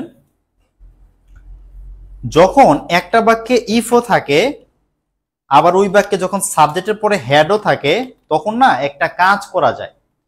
এটা হচ্ছে আমাদের 4 নাম্বার রুল। হ্যাঁ, 4 নাম্বার রুল। যখন কোন একটা সেন্টেন্সে ইফও আছে আবার হ্যাডও আছে, তখন একটা কাজ করা যায়। কাজটা কি? কাজটা হচ্ছে, যেমন এই বাক্যটা দেখেন, এই বাক্যটা দেখেন, এই বাক্যটা হচ্ছে এমন যে if I had known it I would have told you, যদি আমি এটা জানতাম আমি তোমাকে বলতাম। এখানে একটা ইফ আছে, একটা হ্যাড আছে। মনে রাখতে হবে, যদি সেন্টেন্সে ইফও থাকে আবার হ্যাডও থাকে, তখন চাইলে এই বাক্যগুলো থেকে ইফকে ব্যানিশ করে দেয়া যায়, ইফটাকে বাক্য থেকে বাদ দেয়া যায়, উঠিয়ে দেয়া যায়, হিডেন রাখা যায়। এই তখন কি করতে হয়, এই ইফের জায়গায় হ্যাডটাকে নিয়ে লিখতে হয়, ইফের জায়গায় হ্যাডটাকে নিয়ে লিখতে হয়। যেমন এই বাক্যটাকে আমি এইভাবে না লিখে, দেখেন লিখতে পারতাম এইভাবে, যে প্রথমে ইফের জায়গায় আমি হ্যাড নিয়ে গেলাম, had I known it I would have told you. দেখেন কিছুই করি নাই, শুধুমাত্র এই যে ইফ ছিল, ইফের জায়গায় আমি হ্যাডকে নিয়ে গেছি, হ্যাড নিয়ে আসছি, হ্যাড, এই আই, নোন ইট, আর বাকি যা আছে সব লিখে ফেলছি। এবং খেয়াল করলে দেখবেন এখানে কিন্তু আমি ফুল স্টপ দিয়েছি, কোশ্চেন মার্ক দেই নাই। যে বাক্যটাকে আমি প্রশ্ন করার জন্য এই হ্যাডটাকে সামনে নিছি না, এটাকে আমি ইয়েস নো কোশ্চেন বা প্রশ্ন বানানোর জন্য আমি হ্যাডটাকে সামনে নেই নাই, হ্যাডটাকে সামনে নিছি ইফটাকে বাক্য থেকে বাদ দেওয়ার জন্য। ইফ আমি বাক্যে রাখবো না, ইফটাকে আমি বাদ দিব। এই ইফটাকে বাদ দেওয়ার জন্য হ্যাডটাকে সামনে নিয়ে গেলাম। যখন আমি দেখবো যে হ্যাড সামনে আছে কিন্তু শেষে কোশ্চেন মার্ক নাই, ফুল স্টপ আছে, আমাকে বুঝতে হবে এই হ্যাড আসলে হ্যাড না ভাই, এই হ্যাড আসলে ইফ, হ্যাড আসলে কি ইফ। তো পরীক্ষাতে অনেক সময় বাক্য এইভাবে দিতে পারে যে বাক্যের একদম শুরুতে আপনাকে এরকম ভাবে দেখবেন যে হ্যাড দিয়ে দিয়েছে। শুধু হ্যাড না, এখানে আরেকটা কথা বলে আরেকটা জিনিস আপনারা পাবেন। আমরা ওই যে আনরিয়াল পাস্ট টেন্স শিখলাম না, আনরিয়াল পাস্ট টেন্স আমরা এরকম লিখেছিলাম যে ইফ আই ওয়ার রিচ, যদি আমি ধনী হতাম, আই উড হেল্প ইউ, আমি তোমাকে সাহায্য করতাম। হ্যাঁ, আমি তোমাকে সাহায্য করতাম। এখানে যদি আপনি দেখেন যে এখানে কিন্তু ওয়ার আছে ভাই, ওয়ার, এই ওয়ারটাকেও ইফের পরিবর্তে লেখা যায়। যখন লেখা যায় এভাবে, ওয়ার আই রিচ, যদি আমি ধনী হতাম, আই উড হেল্প ইউ, আমি তোমাকে সাহায্য করতাম। ঠিক আছে, এইটা হচ্ছে ইংলিশ সেন্টেন্স লেখার স্টাইল। যখন কোনো বাক্যে ইফ আছে তখন সেই ইফের পরিবর্তে আমরা এরকম ভাবে ওয়ারও লিখতে পারি, আবার ইফের পরিবর্তে আমরা এরকম হ্যাডও লিখতে পারি। আনরিয়াল পাস্ট টেন্সে ওয়ার থাকে, ওয়ারটা একটা বিশেষ ওয়ার, আয়ের সাথে ওয়ার বসে আনরিয়াল পাস্ট টেন্স হিসেবে, এই জন্য আমরা ওয়ার লিখতে পারি। আর হ্যাডকে অলওয়েজই ইফের জায়গাতে বসানো যাবে, কোনো প্রবলেম নেই। ঠিক আছে, এইগুলো নিয়ে আমরা যেন কনফিউজ না হই। পরীক্ষাতে এগুলো জাস্ট আপনাকে একটু বোকা বানানোর জন্য দিবে, আপনি যেন একটু বোকা হয়ে যান। ঠিক আছে, আচ্ছা।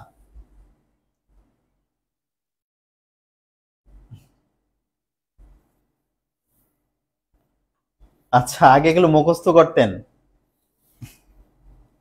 আপু আমি আসলে আপনাদেরকে শেখাতে চাই। দেখেন এই যে স্যাররা যদি আপনাদেরকে যদি এইভাবে বুঝায় পড়াইতো, প্রথমত নিজেকে অনেক মানে একজন শিক্ষক অনেক স্টাডি করতে হয়, প্রচুর জানতে হয় প্রথম কথা, তখন সে একটা টপিকের সাথে আরেকটা টপিকে রিলেট করতে পারে। কিন্তু অল্প পড়াশোনা দিয়ে এটা পসিবল না।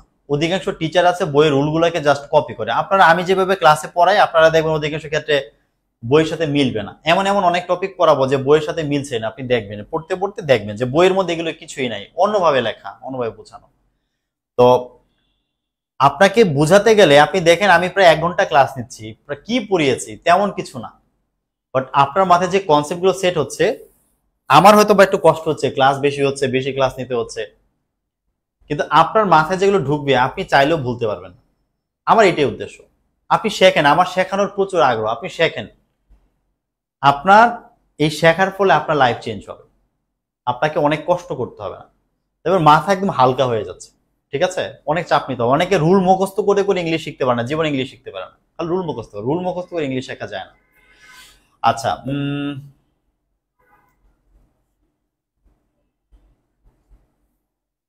আচ্ছা এখন আসেন, যদি এই অংশটুকু আপনারা বুঝে থাকেন তাহলে আমরা শিখলাম যে ইফ এর পরিবর্তে আমরা হ্যাড কে ওয়্যার বসাইতে পারি।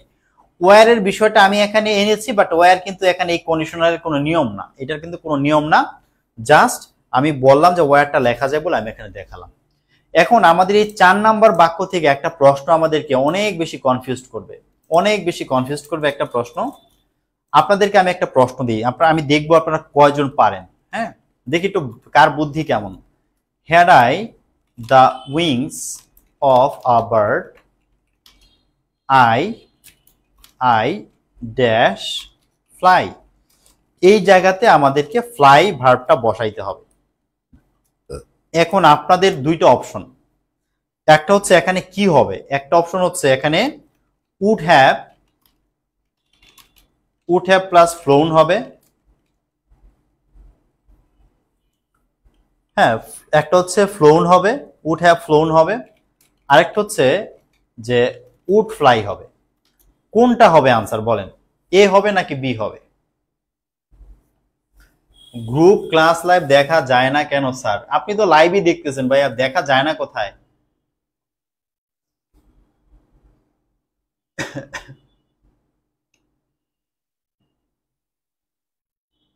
চৈতি আপু সম্ভবত না, সম্ভবত কম্পালসারি ইংলিশের আর কোর্স নাও করতে পারি। হ্যাঁ, কারণ আসলে সামনে বিসিএস রিটেন ব্যাচ শুরু করব, লিটারেচার কোর্স আসবে, গ্রামার কোর্স তো সবসময় আছে, আসলে এত চাপ নেওয়ার মতো সুযোগ থাকবে না আর কি। হ্যাঁ, আমি এই কম্পালসারি ইংলিশ কোর্সটা এই বছর এই জন্যই করছি যে প্রতি বছর অনেক হচ্ছে যে অনেক স্টুডেন্ট বলে যে ভাইয়া বেশি দুর্বল, মানে পারছি না, কিন্তু তাদেরকে হচ্ছে ওই চাকরির ব্যাচে, জব ইংলিশ ব্যাচে আসলে সবগুলো টপিক এইভাবে পড়ানো পসিবল হয় না। হ্যাঁ, যেমন আপনাদের ট্যাগ কোশ্চেন পড়িয়েছি, ডাব্লিউএস কোশ্চেন কিভাবে বানাবেন ধরিয়ে ধরিয়ে পড়িয়েছি, এগুলি না ওই হচ্ছে জব বেচে পসিবল হয় না। তাহলে ওখানে আমাকে 150 ক্লাস নিতে হবে, এত ক্লাস কেউ করতে চাইবে না ভালো স্টুডেন্টরা। তো কম্পালসারি ইংলিশ এই ব্যাচটা আমি মানে করে রাখবো, এরপর যদি কেউ করতে চায় সে তাকে রেকর্ড ক্লাস করতে হবে, লাইভ ক্লাস মনে হয় না নেওয়া পসিবল হবে। এটাই হয়তো ফার্স্ট, এটাই লাস্ট। আচ্ছা আচ্ছা, অনেকে এ হবে অনেকে বি হবে, এটা নিয়ে কনফিউজড হয়ে গেছেন। দেখেন, প্রথম কথা হলো যে যখন বাক্যে হ্যাড আসবে, হ্যাড থাকলেই অনেকে করবে কি ঝাঁপায়া পড়বে এইটা বোঝানোর জন্য, ও সারে হেডের কথা বলছে, হেড প্লাস ভার্ব ফ্রি, তাহলে তো এটাই 3 নাম্বার কন্ডিশনাল হবে, 3 নাম্বার হবে, তার মানে should, would, could, might plus have plus verb three আসবে।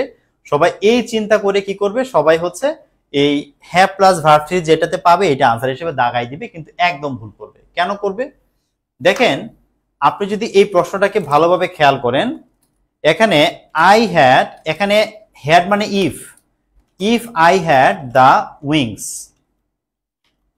of a bird, if I had the wings of a bird, এখন আমাকে বাকি অংশটা লিখতে হবে। ভাই আপনি যদি একটু মনোযোগ দিয়ে তাকান, এখানে সাবজেক্টের পরে হ্যাড আছে, হ্যাড মানে ভার্ব টু, বা এটার পরে তো কোনো ভার্ব থ্রি নাই, এই হ্যাডের পরে তো ভার্ব থ্রি নাই, কিন্তু আমাদের যে 3 নম্বর কন্ডিশনাল ছিল সেখানে ছিল subject plus had plus verb three, past perfect হইতে হবে, হ্যাড প্লাস ভার্ব থ্রি থাকতে হবে, কিন্তু এখানে তো ভার্ব থ্রি নাই। যেহেতু ভার্ব থ্রি নাই, এখানে আছে subject plus verb two. Subject plus verb two থাকলে আমাদের 2 নাম্বার কন্ডিশনাল, এই পাশে যদি ভার্ব টু থাকে তাহলে ওই পাশে শুধুমাত্র should, would, could, might plus verb one হবে, হ্যাভ আসবে না ভাই। হ্যাভের পরে ভার্ব থ্রি থাকলে এই পাশে হ্যাভ প্লাস ভার্ব থ্রি হবে, এখানে তো সেটা নাই, তাহলে আমি কেন ওই পাশে হ্যাভ প্লাস ভার্ব থ্রি ব্যবহার করব? সুতরাং আমি এখানে হ্যাভ প্লাস ভার্ব থ্রি নিতে পারবো না, যদি নেই ভুল হবে। আমাকে শুধু নিতে হবে মোডাল আর কি বেস ফর্ম, সুতরাং আনসার কি হবে, বি হবে। এর মানে আমি বোঝাতে চাচ্ছি, যদি পরীক্ষাতে কখনো দেখেন যে হ্যাড আছে, বাক্যের শুরুতে হ্যাড আছে, ভাই ঝাঁপাই পড়বেন না যে 3 নম্বর কন্ডিশনাল আনসার লিখবো, ঝাঁপাই পড়া যাবে না।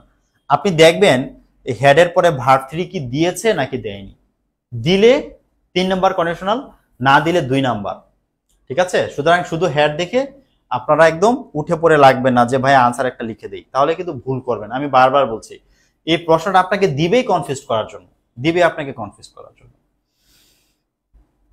ঠিক আছে, আচ্ছা আমি আরেকটা হচ্ছে প্রশ্ন দিই, এটা দেখেন তো পারেন কিনা। Had I been a king, আমি যদি একজন রাজা হতাম, had I been a king, যদি আমি একজন রাজা হতাম, খেয়াল করবেন, আই ড্যাশ শূন্যস্থান, আই ড্যাশ দ্য পোর। এখানে আমাদেরকে হেল্প ভার্বটা বসাইতে হবে। বলেন এইটার আনসার কি হবে, বলেন এটার আনসার কি হবে। এই প্রশ্ন অনেকটা আমাদের যে সাবরিনা সুলতানা মায়া আপু দিয়েছিল, এরকম একটা প্রশ্ন দিয়েছিল আপু। বলেন এইটার আনসার তাহলে কি হবে? যদি এটা পারেন তাহলে বুঝবো যে বুঝেছেন কাহিনী কি। চৈতি আপু হইলে তো ভালো হইতো, কিন্তু আসলে সুযোগ অনেক কম, কারণ আসলে অন্যান্য কোর্সগুলো নিয়ে অনেক ব্যস্ততার মধ্যে থাকতে হয় আর কি, প্রচুর চাপ থাকে। হ্যাঁ, আর একদিনে খুব ভালো পড়াইতে গেলে আসলে 2-3টার বেশি ক্লাস নেওয়া পসিবল হয় না। খুব ভালো পড়াইতে গেলে অনেক সময় নিয়ে পড়াইতে হয়, অনেক গুছায় আস্তে ধীরে পড়াতে হয়। আচ্ছা, had I bin a king, এখানে বুঝতেই পারছেন যে এখন কিন্তু সবারই পারার কথা। জি, সবাই পারছেন, গুড। এখন কিন্তু এখানে কি আছে, এখন কিন্তু আমরা দেখছি, এখন কিন্তু আমরা এখানে দেখছি যে এখানে কি আছে, এখানে হেয়ার চলে আসছে। যখন হেয়ার আসবে, হেয়ার আসলে ভিতরে দেখতে হবে ভার্ব 3 আছে কিনা। জি ভাই, এখন ভার্ব 3 আছে, তার মানে এই পাশে এখন আমাকে কি করতে হবে, হেড প্লাস ভার্ব 3 লিখতে হবে। আমি মোডাল দিব, মোডাল উড বা আমি যেটাই দেই, উডের পরে হেড লেখা যাবে না, হ্যাভ হয়ে যাবে, আর কি হবে, ভার্ব 3 হবে। তাহলে আমাকে এইভাবে আনসারটা লিখতে হবে। তাহলে আমাদের আনসার হচ্ছে, আমরা এটা আনসার লিখতে পারি যে had I been a king, যদি আমি একজন রাজা হতাম, I would help, I would have helped the poor, আমি গরিবদের হেল্প করতাম, আমরা এটা লিখতে পারি। আবার যদি কেউ বলে যে ভাই আমি উড লিখবো না, আমি কুড লিখবো, যে I could help the poor, I could have help the poor, যে আমি গরিবদের সাহায্য করতে পারতাম, হবে উড লিখবো, হবে। আর যদি কেউ বলে মাইট লিখবো, যে I might have help the poor, আমি সম্ভবত গরিবদেরকে সাহায্য করতাম, হবে।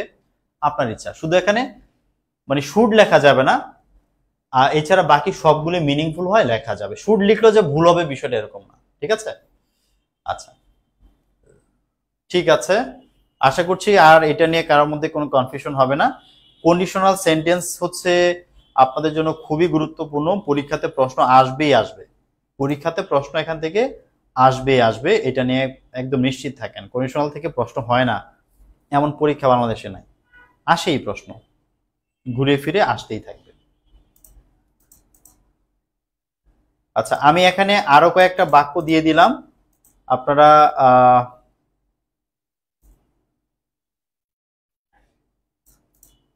আচ্ছা এই বাক্যগুলো আপনারা একটু একটু দেখবেন। আমি এই বাক্যগুলো দিলাম, এগুলো আপনাদের পড়ার জন্য আমি দিলাম। হ্যাঁ, এই বাক্যগুলো, had I a lot of money, I would buy a place, এখানে দেখেন শুধু হ্যাড আছে, কোনো ভার্ব 3 না, এই জন্য শুধু উড হয়েছে। Had I bin a bird, এখানে বিন ভার্ব 3 আছে, তাহলে এখানে উড হ্যাভ প্লাস ভার্ব 3 আসবে। এগুলো একটু ম্যাচ করে পড়বেন, ঠিক আছে, পড়ার জন্য এগুলো দিলাম। এবার আসেন, এবার একটা এক্সেপশনাল বিষয় দেখব। এক্সেপশন, এক্সেপশন মানে কি, ব্যতিক্রম। কন্ডিশনাল সেন্টেন্সের মধ্যে একটা ব্যতিক্রম ব্যাপার আছে।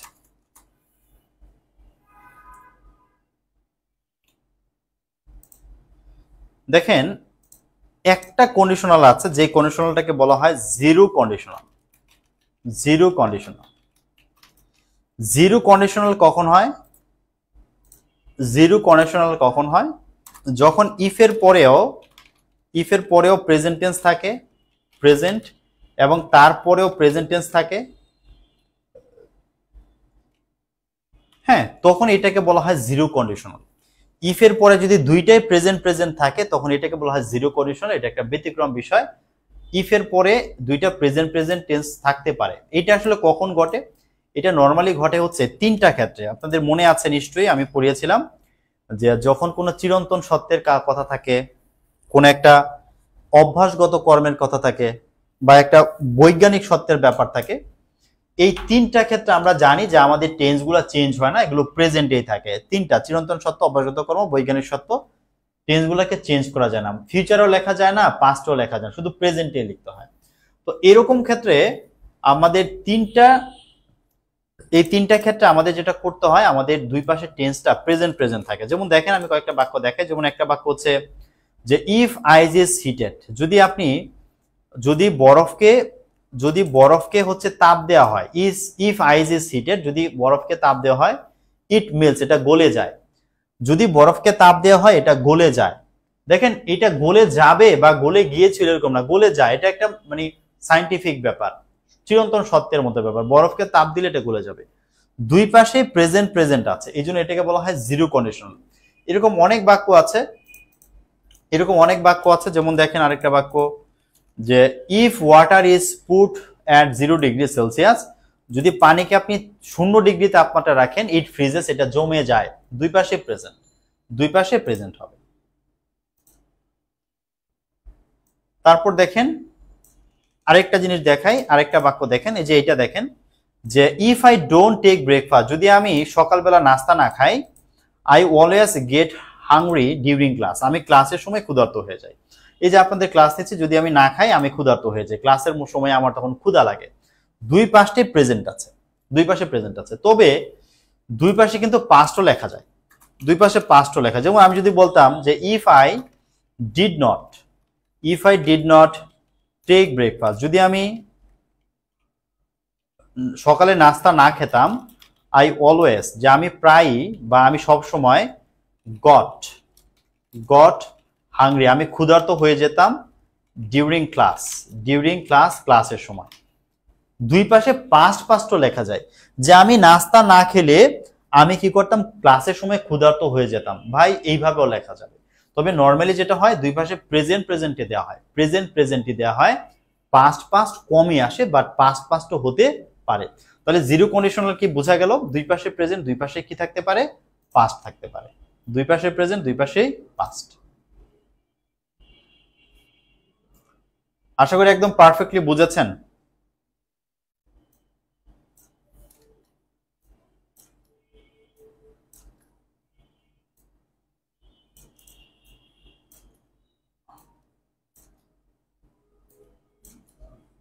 এই কয়টা খুব ভালো করে শিখতে হবে, হ্যাঁ, খুব ভালো করে শিখতে হবে এগুলো। আমি আশা করি আপনারা এটা বাসায় চর্চা করবেন। কন্ডিশনাল সেন্টেন্স খুব ইম্পর্টেন্ট। আমরা যখন কমপ্লিটিং সেন্টেন্স পড়ার সময় হচ্ছে আমরা এরকমের আরো অনেকগুলো বিষয় আমরা দেখব, তখন আমরা এই বিষয়গুলো আরেকটু উপলব্ধি করব।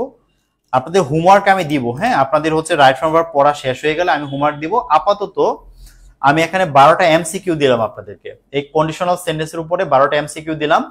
এই 12টা এমসিকিউ আপনাদের হোমওয়ার্ক থাকবে, হ্যাঁ, এখানে 12টা এমসিকিউ দিয়েছে 1 থেকে 12 পর্যন্ত, আমি শীটটা দিয়ে দিব। আপনার এই 12টা এমসিকিউ সলভ করে রাখবেন বাসায়। আগামী দিন আমরা 12টা এমসিকিউ এর ক্লাসে একটু সলভ করে নেব, ঠিক আছে? 12টা এমসিকিউ আপনার হোমওয়ার্ক থাকলো। এখন আসেন আমরা পরের কনসেপ্টে যাই। আচ্ছা, এখন আসেন এইবার একটা নতুন কথা বলি, সেটা হচ্ছে আনলেস। হ্যাঁ, একটা আনলেসের বিষয় শিখাচ্ছে। আনলেস, দেখেন আনলেস মানে হচ্ছে ইফ নট। আনলেস শব্দের অর্থ হচ্ছে ইফ নট। আনলেস মানেও যদি না, ইফ নট মানেও যদি না। আনলেস মানে হচ্ছে যদি না। দেখেন একটা বাক্য আমি প্রথমে লিখে দেখাই, যেমন বললাম if you do not study properly, যদি ঠিকঠাক মতো পড়াশোনা না করো,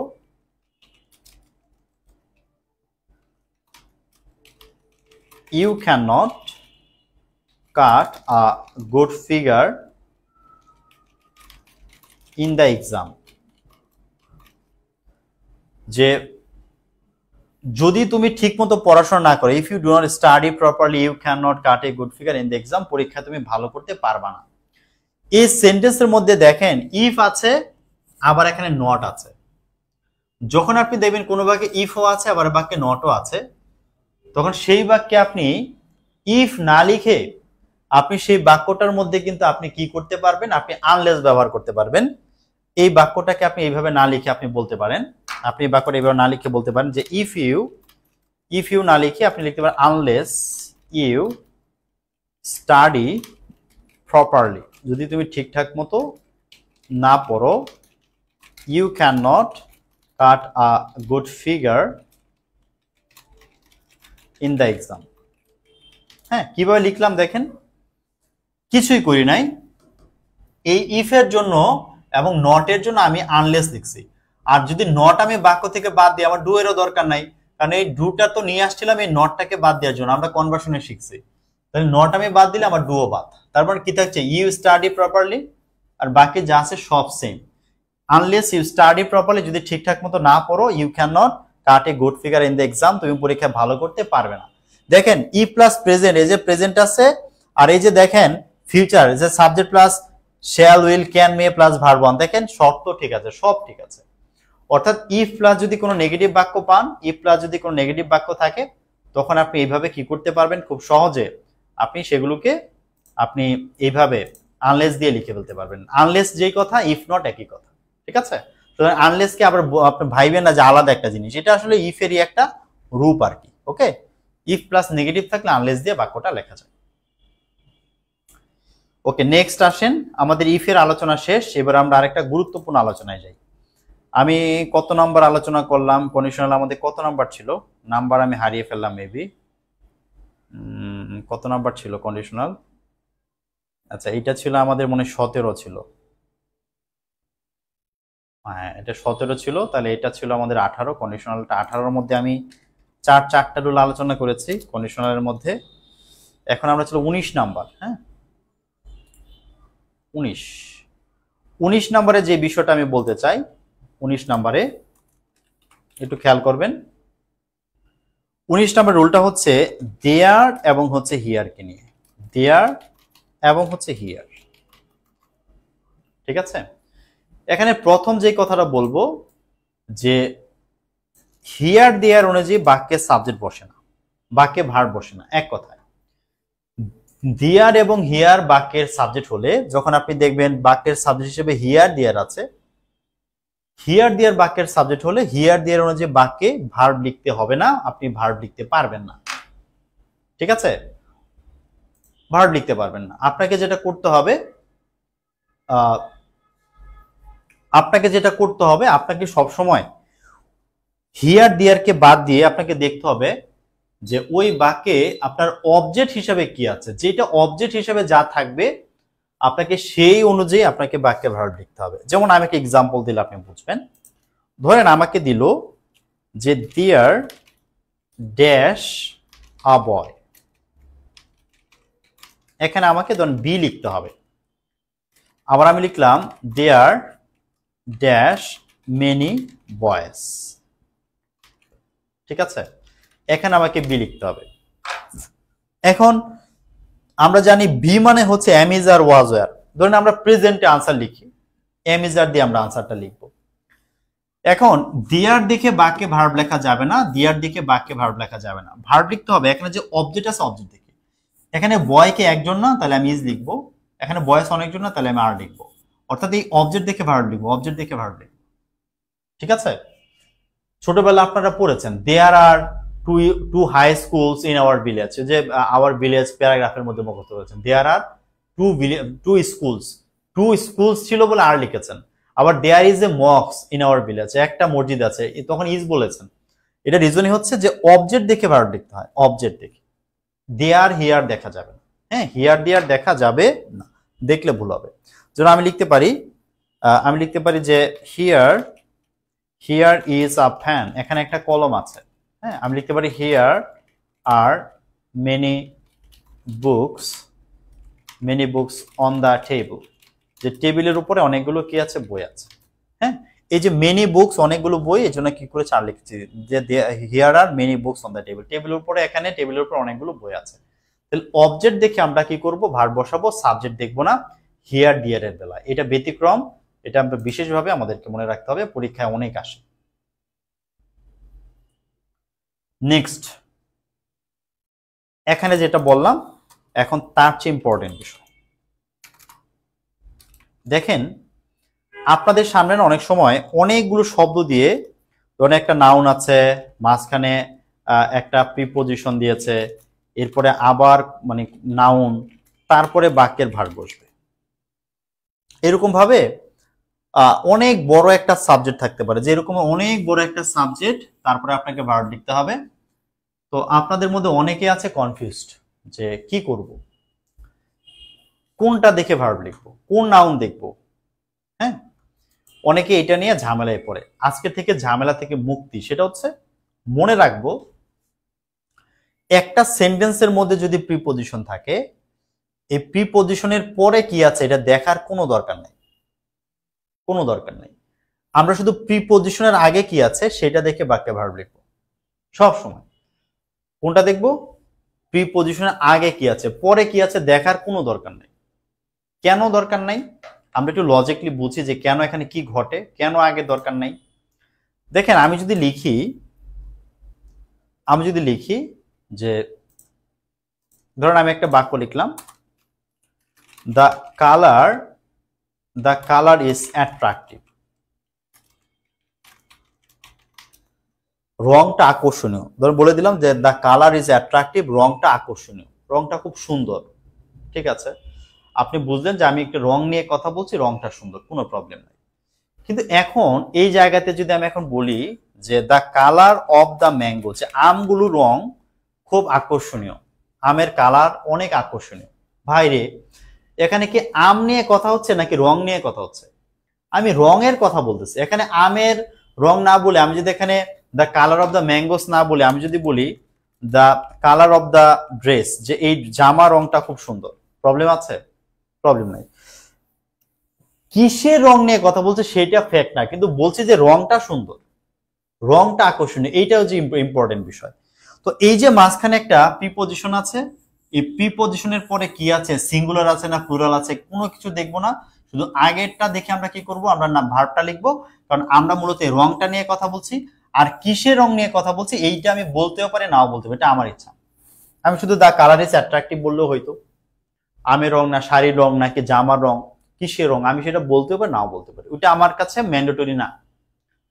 বাট রংটা ইম্পর্টেন্ট, যাকে নিয়ে কথা বলছি সেটা ইম্পর্টেন্ট। এই জন্য যখনই প্রিপজিশন থাকবে শুধু সামনে নাউনটা দেখতে হবে, পরে কি আছে দেখার কোনো দরকার নাই, দেখার কোনো দরকার নাই। কারণ এইটা আমার আলোচনার বিষয়, আলোচনার বিষয় হচ্ছে কালার।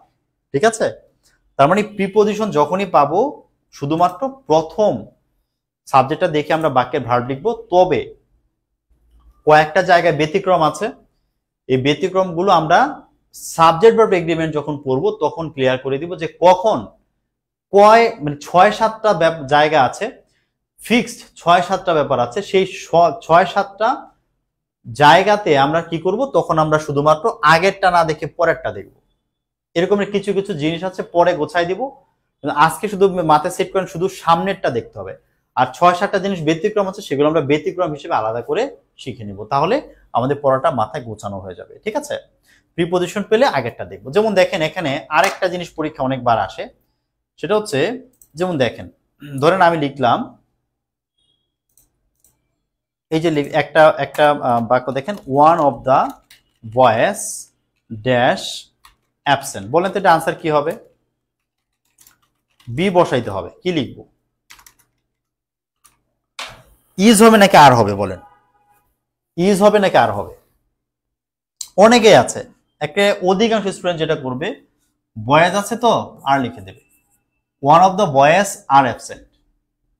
আপনি যদি খুব ভালো করে খেয়াল করেন, এই যে এখানে প্রিপজিশন আছে, তাহলে প্রিপজিশনের পরে কি আছে দেখার দরকার নাই।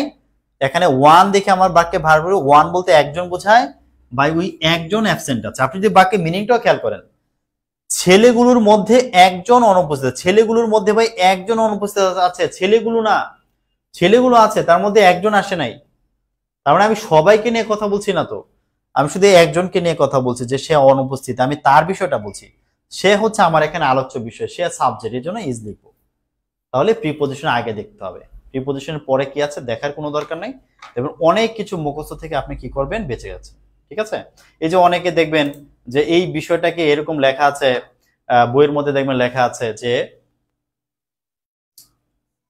বইয়ের মধ্যে দেখবেন এটা লেখা আছে এরকম ভাবে যে ওয়ান অফ দার পরে সবসময় প্লুরাল নাউন হবে, কিন্তু ভার্ব বসবে ওয়ান অনুযায়ী, দেখবেন এরকম অনেক কিছু লেখা আছে, মানে এরকম না, আরো আরো একটু জটিল ভাবে লেখা আছে, বলা আছে ওয়ান অফ দ্য পরে প্লুরাল নাউন বসবে কিন্তু ভার্বটা সিঙ্গুলার হবে। এইটা একদম ডাইরেক্ট মুখস্থ লেখা আছে যে ওয়ান অফ দ্যার পরে ওয়ান অফ দা, যে ওয়ান অফ দ্যার পরে প্লুরাল নাউন হবে, প্লুরাল নাউনের পরে কি হবে, ভার্বটা আবার সিঙ্গুলার হবে। আপনাকে মনে রাখতে হবে যে ওয়ান অফ দ্যার পরে প্লুরাল নাউন তারপরে সিঙ্গুলার ভার্ব, আপনাকে এইভাবে বইয়ের মধ্যে এক্সপ্লেন করা আছে। কিন্তু আসল বিষয় এটা না, বিষয়টা হচ্ছে আমি কথা বলছি একজনকে নিয়ে, আমি ছেলেগুলোকে নিয়ে কথা বলছি, একজনকে নিয়ে কথা বলছি। পরে কি আছে দেখবো না, শুধু আমি এখানটা দেখবো। আর এখানে প্লুরাল নাউন হবে না কেন, অনেকগুলো ছেলের মধ্যে একজন, ছেলে যদি অনেকজন না হয় তার মধ্যে একজন আমি পাবো কই, একজনকে আমি পাবো, একজন তো পাওয়ার উপায় নেই, প্লুরালি হইতে হবে। অনেকগুলো মেয়ের মধ্যে থেকে একজন আসে নাই, তাহলে মেয়ে তো অনেকজনই হবে, প্লুরালি তো হবে। আর যদি এখানে বয় থাকতো, হ্যাঁ ওয়ান অফ দা বয়, বয় মানে একটা ছেলে, একটা ছেলের মধ্যে আবার একজন হয়, এটা তো লজিক্যালি পসিবল না। সুতরাং আমি এখানে মুখস্থ করবো না, ওয়ান অফ দা পরে প্লুরাল নাউন সিঙ্গুলার ভার্ব এইসব পড়াশোনা করবো না, ঠিক আছে, বুঝে পড়বো, তাহলে আর মুখস্থ করতে হবে না। কালকে আপনাদের অফ থাকবে, হ্যাঁ কালকে আপনাদের একটু অফ থাকবে সম্ভবত। যদি ক্লাস নিতে পারে আমি সন্ধ্যার দিকে জানাবো, ঠিক আছে, কারণ কাল সোমবার দিন আসলে কিছু ঝামেলা থাকে, ক্লাসটা নিতে পারে না বলে সোমবার আপনাদের আসলে অফ ডে দিয়েছি। যদি ক্লাস নিয়ে সম্ভব হয় আমি সন্ধ্যায় জানাবো, তবে নর্মালি বন্ধ থাকারই পসিবিলিটি বেশি কালকে, হ্যাঁ। আচ্ছা, আমার মনে হয় এই পর্যন্ত আপনাদের বুঝতে কোনো অসুবিধা হয় নাই। আজকে আমরা এই পর্যন্ত রাখি। আমি যে কনসেপ্টগুলো বললাম আজকের ক্লাসটা খুব ইম্পর্টেন্ট ছিল। আগামী ক্লাসে আরো বেশ কয়েকটা ইম্পর্টেন্ট জিনিস নিয়ে আলোচনা করব আস্তে আস্তে। আমরা রাইট ফর্ম অফ ভার্বে একটু সময় দিব বেশি, কারণ রাইট ফর্ম অফ ভার্বে আপনাদের আসলে কনসেপ্ট গুলো, হ্যাঁ যেই বিষয়গুলো আপনাদেরকে শেখাতে চাই এগুলো অনেক ক্লিয়ার হবে। এই জন্য এখানে রাইট ফর্ম ভার্বে আমাদের একটু বেশি ক্লাস লাগলেও, একটু সময় লাগলেও আমরা যেন ধৈর্য হারা না হয়ে যাই, হ্যাঁ আমরা এখানে একটু সময় দিই। এখানে সময় দিলে বাকি অনেক টপিকের সময় যখন আপনাদের মনে অনেক প্রশ্ন আসার কথা যে এখানে এরকমটা কেন হয়, এরকমটা কেন হয়েছে, এরকম ভাবে অনেক প্রশ্ন আপনাদের মাথায় আসতো, বাট এখানে আপনি যত সময় দিবেন তখন দেখবেন যে আপনার মনে প্রশ্ন অনেক কমে যাচ্ছে, আপনার মনে প্রশ্ন কম থাকছে। এই জন্য আমরা একটু গুছিয়ে নেই, হ্যাঁ রাইট ফর্ম ভার্বটা আমরা একটু সুন্দর করে পড়ি ইনশাল্লাহ। কারণ এখানে পড়লে আপনারা কমপ্লিটিং ভালো করবেন, ট্রান্সফরমেশন ভালো করবেন, অনেক জায়গা আছে আপনারা অনেক ভালো করবেন, ঠিক আছে। জি ঠিক আছে, ইনশাল্লাহ শুভরাত্রি, ভালো থাকবেন। আপনাদের সাথে পরবর্তী ক্লাসে কথা হবে।